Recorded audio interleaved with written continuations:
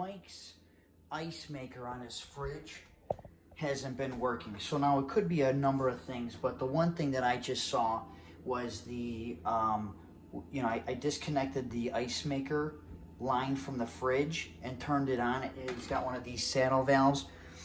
I'm not a huge fan of these, but if they're already in place, I would just go ahead and, if you run into one of these, obviously there's already a hole pierced in the pipe, so you're kind of stuck with using it unless you want to, get crazy and, cap it off or plug the hole and then put in an actual, stub out with a nipple that, you could put an angle, a different shutoff valve on. But if you have this, just go with it.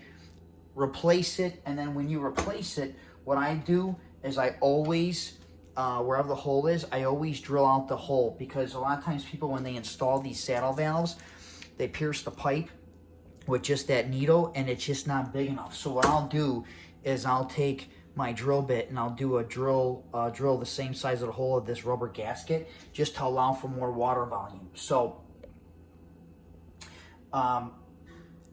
we're gonna start, we kind of deviated, while we got everything turned off, I kind of deviated, and I'm gonna try just replacing the saddle valve, opening up the hole where it goes into the pipe, and then hopefully we've got more water pressure where Mike's Icemaker will work. If that doesn't work, because if they don't have enough water pressure, they will not work properly. Now, after we do this, if it still doesn't work, then I'm going to have to go ahead and order parts. I'm going to have to go ahead and order an Icemaker, the Icemaker water valve. A lot of this stuff you can get on Amazon. So, a lot of times when you're doing plumbing, if you have another issue, this is your best time to knock it out, because you got the water turned off. So we went ahead and hooked up that saddle valve, put all that back together, and then before I connected the Icemaker line, we went ahead and we bleeded it into the sink here and blew it out. We got good water pressure. We went ahead and connected it back up to the back of the fridge here. Before you go putting this stuff, putting the fridge back, just make sure that nothing's leaking. And then what we were able to do is on this particular, Mike's got an LG fridge.